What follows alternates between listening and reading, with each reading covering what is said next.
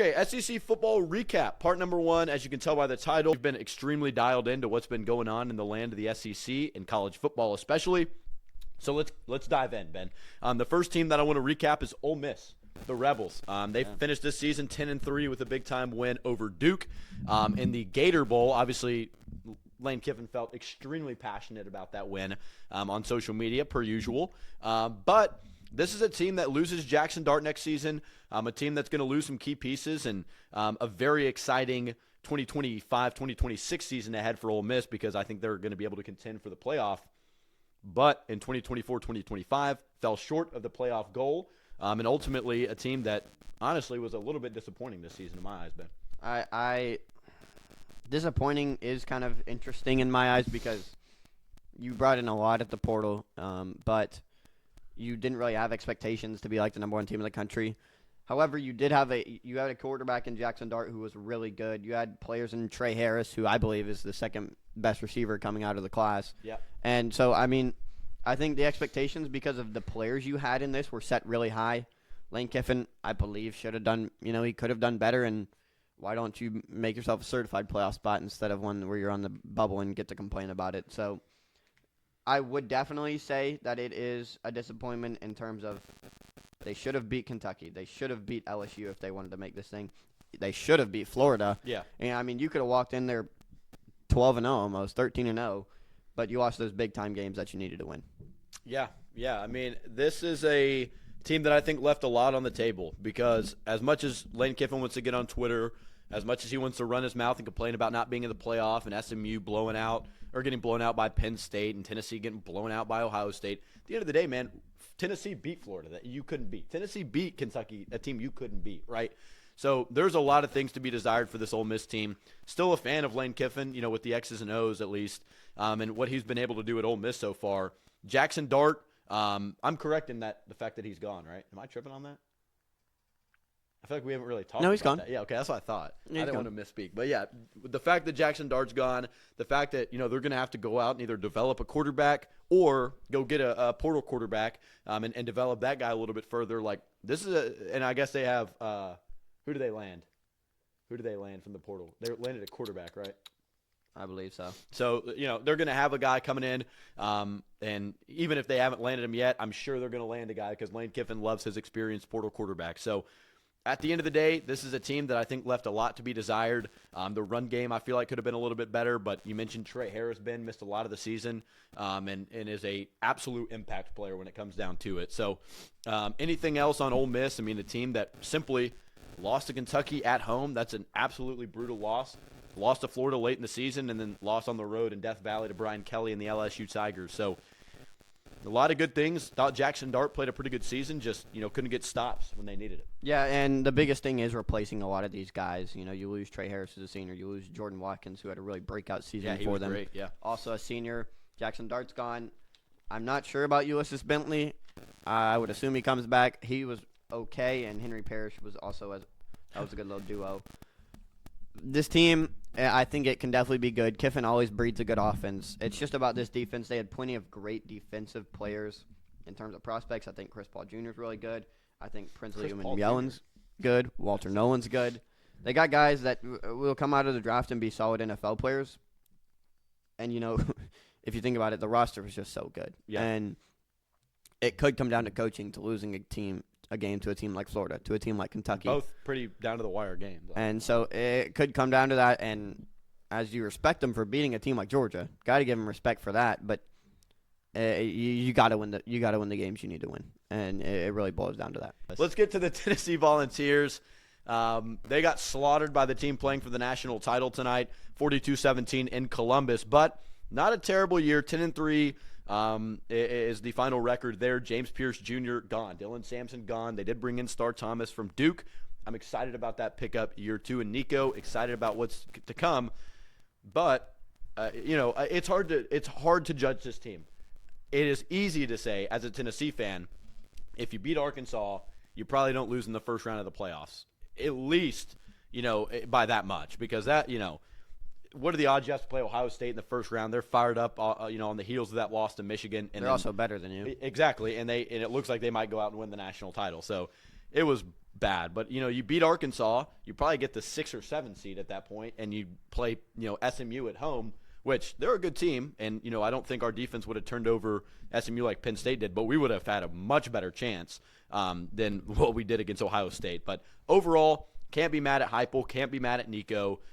All the Tennessee fans who were going to say we got an $8 million quarterback, first year playing, freshman year of experience on the field at least. And overall, I think we had a pretty solid year to be built on. I think the wide receiver room, as much as people think it's going to take a step back, has the possibility to take a step up. So a lot of things could have been better this year. Love to beat Arkansas on the road. That was a terrible loss. But other than that, a lot of things to be desired through the air, play calling wise, that hopefully we can figure out. Yeah, it was kind of an interesting year, especially for the system that you thought Tennessee had been put in place, where it was going to be an unreal system and they were going to score 50 points every game with Nico at the helm. Not what happened. Dylan Sampson was a really big bright spot for this team, though. I love watching Dylan Sampson play. I think he was a really good running back. Nico's an interesting topic. His highest passing game was 314 against Chattanooga. And when you look at the big-time games where he played basically the whole game, 194 against Oklahoma, outlier I wouldn't really care about that one. 158 against Arkansas, 170 Florida, 200 against Bama, and then 290 against Kentucky, which was a really good game for him overall. Then you go to 170, and then 260 against Vanderbilt. Yeah. 100 in the playoff game. So he didn't really see much over 300 against really good teams, even close to that 200 mark. So I think that system's got to be put in place. I think the receivers, it was kind of a weird year for receivers. I think that's, and not to say that none of it's Nico's fault, because some of it is, but most of that, like I vividly remember a dude, Chaz Nimrod, catching a ball that would have been a touchdown, just dropping it. Yeah, right? And that that's 50 yards on the catch and run. So yeah, he definitely could have been a lot better if you have better wide receivers and a better scheme. I think it starts with the scheme. I think you got to trust Nico to push the ball down the field more than what he did. But overall, yeah, keep going. Sorry. No. Real excited for the receivers next year, though, with Nico. Mike Matthews is back. Didn't you get a portal receiver? No, but we did. You did just get Star Thomas, yeah, the running which I'm back, excited about. which would be nice after losing a guy like Dylan Bish. Sampson. Him and Peyton Lewis and Dylan Bishop. No, Deshaun is back. Deshaun Bishop's back, sorry. and we lost Khalifa Keith, who was like a fourth-string running back. He went to App State. 100 yards Shout out total. to the young man. Yeah, 100 total yards. It's whatever. So, I mean, that's interesting. Squirrel Wright's gone to Florida State. Enjoy it. Yeah, whatever over there. Is Chris Brazzell back? Chris Brazzell's back. Brew McCoy has an extra year of eligibility. How? Has not done anything yet. So we'll see. He was hurt the whole year. Yeah. He was hurt. He definitely fiddled with injuries. Dante Thornton is gone. Shout out to Dante Thornton. Had him on our past podcast and was a really fun guest. So shout out to him. Little soft spot in our heart for him. But yeah, for Tennessee, final kind of breakdown on them for me. Recap is good season. Could have been a lot better. Definitely some opportunities that they could have taken advantage of, like beating Arkansas and having home field advantage in the playoff. Mm-hmm. That prevents you from playing the team that's more than likely going to win the national title tonight. There's just a lot of things that I think we could have done better, executed better in certain spots. But 10-2, 10-3, I guess, in the first year of Nico Imaliava, solid, right? Next year, if there's no step up or a regression from Nico, then you can kind of look within, whether it's coordinators, Heupel, whatever, something to at least look at and think about. But as of right now, I'm cool with where we're at as a Volunteer fan, and just got to keep growing, man. Keep growing. Yeah, and I mean, if you do look at it, you end up being the 6th seed or something like that. You are Penn State, and in Penn State's shoes, SMU, a very winnable game. You play a Boise State team who was up and down. That would have been a good game. And then you get Notre Dame at this point. And, you feel like you could even maybe have a run against them. Yeah. No disrespect to Notre Dame. They're a really good football team and have earned their way to the national championship. But it's such an easier path than playing the best team in college football right now. And then having to play Oregon. And then playing Oregon. And then Texas if you win that one. Yeah. So, I mean, just the path that they put themselves on by losing that Arkansas game was really tough. Yeah, and shout out to Ohio State for overcoming that road because that's rough. It was. And they just smashed their way through Except for it. Tennessee. Yeah, true. Kidding. Shout out, and in that game, that was definitely true. So shout out to Heupel and Tennessee. All right, let's get to Florida. That's my next team. Talked about that is your team. DJ Lagway just a little bit. I am a Tennessee fan, but I love DJ Lagway, the way he plays, how exciting of a quarterback he is, and made a great throw against Tennessee late in the game that you don't see a lot of people make. So what they were able to do this season and be able to pull it together, they went 8-5. Like I think that's kind of going under the radar. Napier was this close to getting fired midseason, and they were able to pull it together, smash Tulane in the Gasparilla Bowl. Yeah, they did. And I know they were short on some guys, but still a great job from Florida. Again, a team that with DJ Lagway at the helm looked a lot better. And honestly, just proud of Billy Napier and the Florida Gators for pulling that together. Hate how close they always play the Vols, but I mean, at the end of the day, man, they did their job. Napier pulled it together and prevented himself from being fired. So Napier absolutely pulled it together. Yeah. He was on track for another 6-6 season, and that was going to be a firing out of him. So good for him to get that one done. Mertz, when you started the season, you played Miami. It was pretty bad. Everyone was like, well, I'm not sure. Mertz goes down with an injury, and Lagway steps in, immediately goes off against Kentucky. So, Yeah. I mean, Lagway he's played really well. Even with the guy, once Montrell Johnson got back, they were able to beat an Ole Miss team, beat an LSU team. yeah, And so I think when that team is fully healthy and when Napier's able to really just do his job, it's a really fun team to watch. It's a team with a lot of potential.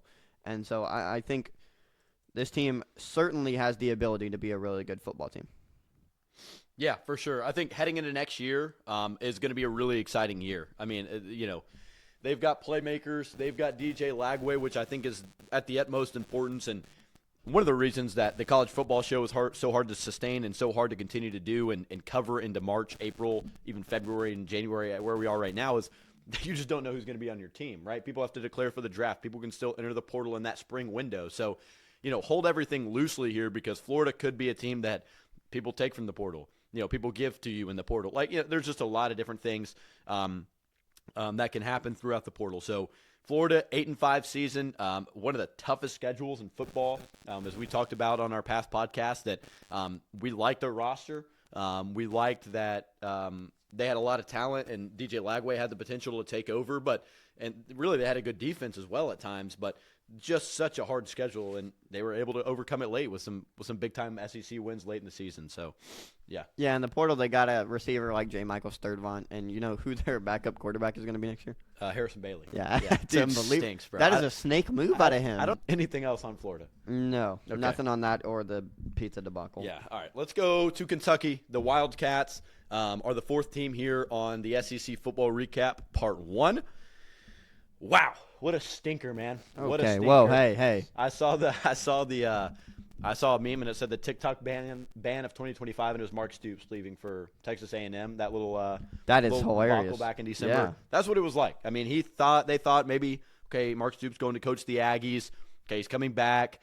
Brock Vandegrift was a disaster. He quit football after this year, retired, stepped away. No, he had injuries. Barryon Brown has entered the portal. The offensive line was a mess. Gerald Mincy was getting food at the concession stand in the middle of the That game. was hilarious. Shout out to the Vol. But, man, just a dumpster fire of a year for Kentucky. 4-8 on the season, and not a fun year to be a Wildcats fan. I can just tell you that much. Absolutely not. However, looking at it next year, they've done a lot in the portal. Yeah. They're 6th in the SEC, or actually in total. So good for them.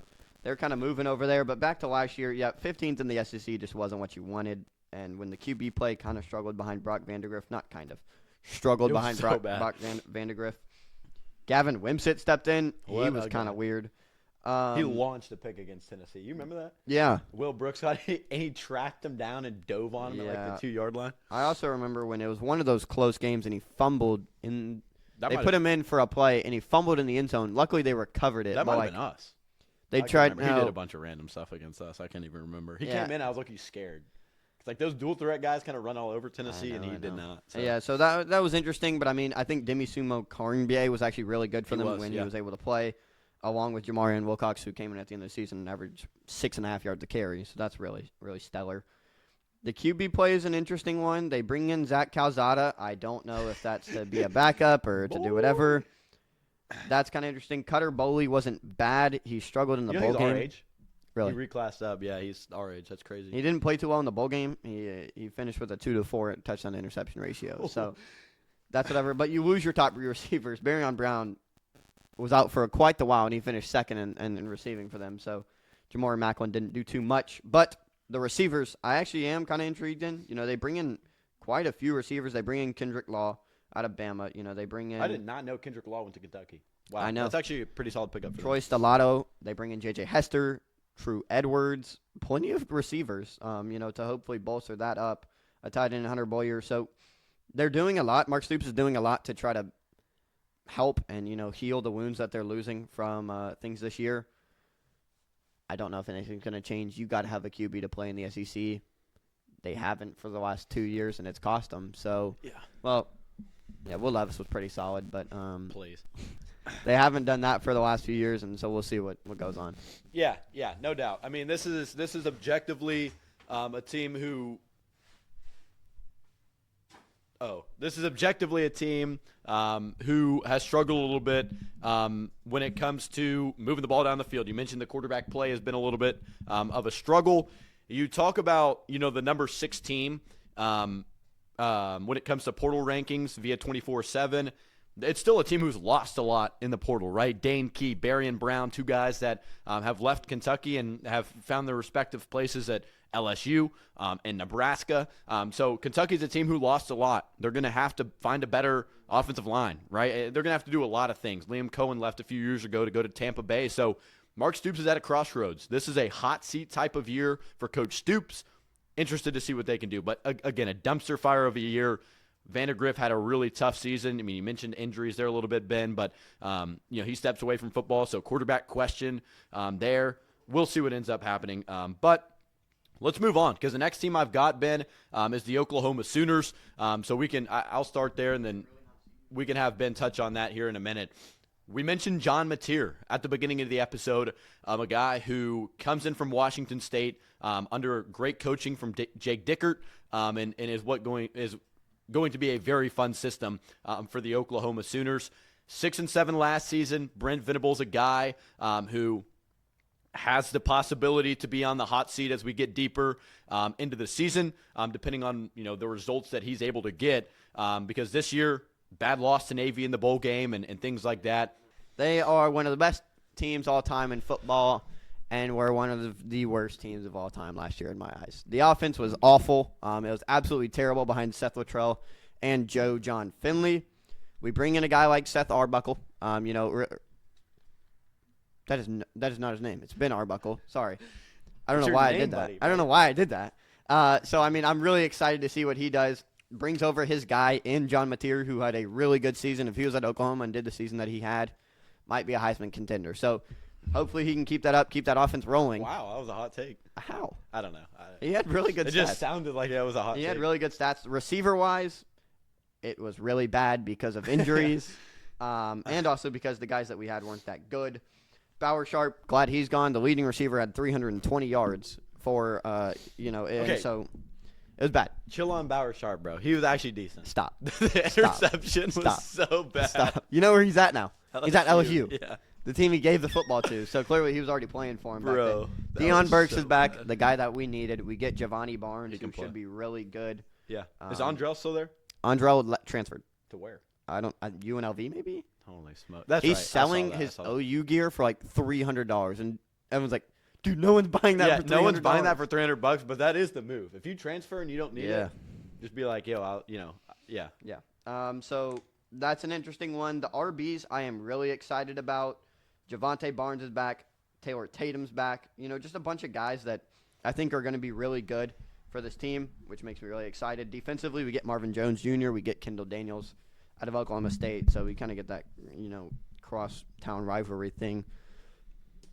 I think with the transfer, I think what Brent Venables is doing is making our team much better. Right now, there are reports of Jim Knowles coming to Oklahoma to be Brent Venables' defensive coordinator. Be absurd, as he's leading the number 1 defense in the country to the national championship right now. Yeah. So that'd be an Oh, absolutely. look, there he is. No, I'm just kidding. I would absolutely love that. Really excited for OU next year with John Mateer at the helm. I think that's something that we didn't have. As much as I like Michael Hawkins for what he's done for the team and for the program, gave us a lot of hope. And, he said that he's going to stick around for a QB battle, which you got to respect out of a guy. I really respect Michael Hawkins and what he's done. It's John Mateer's team no matter what. This defense was insanely good behind Brent Venables, and it can only really get better with Kip Lewis back, with Robert Spears-Jennings back. I'm really excited for the future, and, defensively, I think this team is going to be top 10 next year, and so as long as the offense is able to flow and, do something against an SEC roster, I really think they can have a winning season. Yeah, do you think that This is one of those things where maybe Brent Venables is a great defensive coordinator and is going to struggle to be a head coach. Are you at all like, is that crossed your mind? Are you at all concerned about that, or is he really just like your guy straight up? It is an issue after this year. If he has a bad year, I think he should be gone Yeah. for sure. I think he should be gone, and it's just it's such an interesting thing where this defense has been improved so much since the past where. We've seen a lot of these offensive coordinator and offensive-minded head coaches not turn out well. And you see a guy like Brian Kelly. You see a guy like Josh Heupel. And no offense to Tennessee, but, it's just the national championship isn't there unless you have a star-studded roster like Ohio State.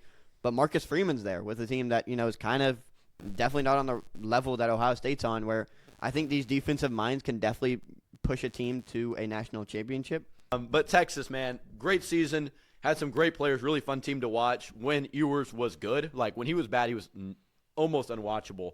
But Weisner in the backfield, Blue in the backfield, like, they were a really fun team to watch. But a lot of guys have declared, Gunnar Helm, Quinn Ewers, fair share of Longhorns have entered their name into the 2025 draft. So we'll see what Texas ends up being. Hard to kind of project without some of their top guys, without the portal spring window being opened up. But, man, Arch Manning season in Austin, and that's going to be very exciting to watch, Ben. Excited for the Arch Manning, John Mateer, Red River shootout. That should be an interesting game. But Texas, good season, made the college football playoff semifinals, and honestly, from a few years ago when they were 5-7, you can't really ask for much more, and only, third year maybe for Steve Sarkisian. So. And he just signed that massive extension. For sure. So, I mean, they definitely have found their guy, and any worry of him going to the NFL is gone. What I think was also such a huge find for them was this running back room where you already had a guy like C.J. Baxter go down with an injury. Jarrett Gibson, I believe, went down too. And so you were down your best two guys. And Quinn Travion Weisner and Jaden Blue almost certified themselves as one of the top 10 RB duos in the country. Yeah, it was a two-headed monster. Absolute two-headed monster, especially in the playoffs. They definitely showed out. So Michael Taft is back. He was solid. I don't like him because I'm an Oklahoma fan, but he was good for him. Anthony Hill Jr., I believe is back. Yeah. I don't want to say anything, but he is unreal. He is a really good player, and just a sophomore. Makuba's gone. Jahdae Barron's gone. So those guys are the guys that they brought in and were really good. So Sarkisian's going to have to keep on doing that in the portal in the secondary because the defense was in question, but this year they were a lot better. They were really stout and, setting themselves up for next year. Yeah. Again, Texas, and we'll touch on them here in a minute. Can Texas beat a good football team? Beat? Yeah. Oh, yeah. There's a fair share of Ben shots at Texas, which I like, though. Are they frauds? No, they were not frauds. Arizona State was a good football team. They couldn't. Let's not act like they weren't good. They were. They beat Oklahoma, dude. Come Barely. on. There we go. Beat them in double OT. They beat a good football team in double OT. And then every Still a great win. football Okay, team they played no. lost to. They would have won that if their kicker wasn't freaking me. Bert Auburn is a really good player. He's not bad. I didn't say he was bad. I just Exactly. said He in got that benched. game. He got benched. He was horrible. What? He didn't play in the Ohio State game. Really? Yeah, they used another kicker. That's so bad. I didn't he even got notice benched. that. I don't Mhm. feel like, yeah. And he was supposed to be like a real touted guy. Yeah. But, I mean, yeah. if you're yipped up from 30, you're not playing. Yeah, that's bad. Okay. And we'll talk about Texas here in the next segment, so Longhorn fans, stay tuned. LSU is the next team I want to talk about. Garrett Nussmeier. We talked about in the opening segment, kind of those big-time headlines where, he was named QB1 in 2025-2026.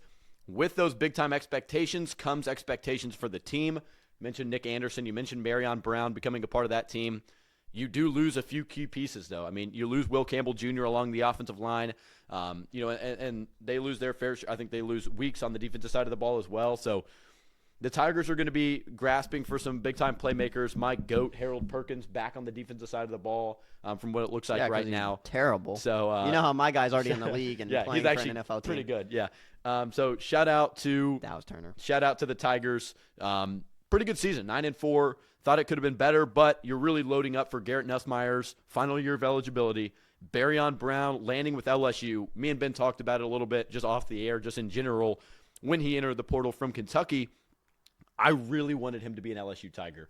And the fact that he was able to land with LSU with a quarterback that's been there, been in the system, had his moments. Launch the football. Yeah, had his moments at LSU, really excited about that pairing. And then Nick Anderson from OU definitely had his moments, especially in his first year with the Sooners. So I think LSU is a great team. Going to need to find some replacements on defense, especially for Whit Weeks at linebacker. But Tigers are a good team, man. And I think this year they are primed for a college football playoff run. I'm excited for it. Oh, are they? Yeah. I think as long as Brian Kelly can, who is an offensive mind, figure out the defense, they have a chance. Yeah. And so I think that is a big thing. Nussmeier was really good. Caden Durham, who was a true freshman, ran for 750 and 6 touchdowns, so really good out of him. I mean, just that was a position they were worried about. The other good thing is they bring in an absolute star-studded tight end in Bauer Sharp. I mean, really. They do. You're right. You're right. Trolling. He is pretty good, though. I really don't think he was that bad.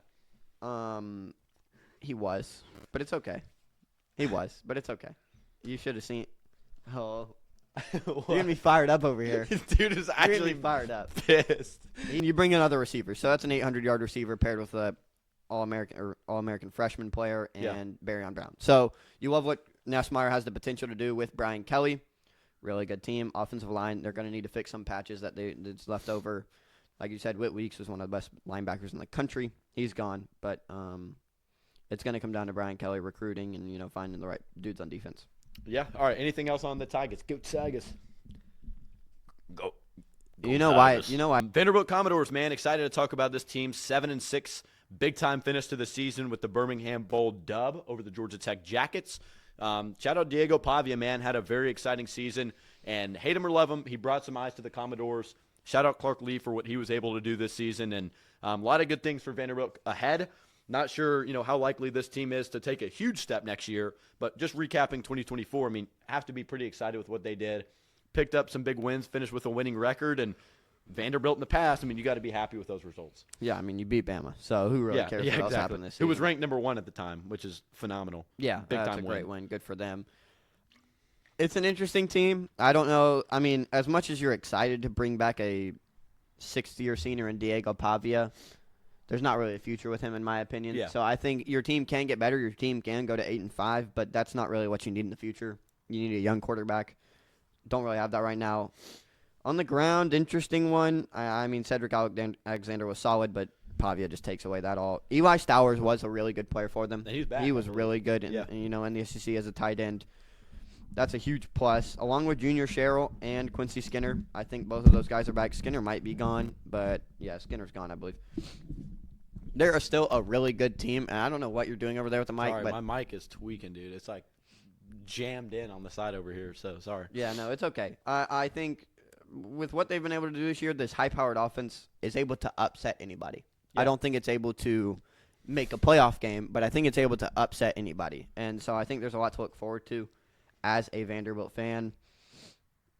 It's just I wouldn't you're not expecting playoffs in the SEC. Yeah, for sure.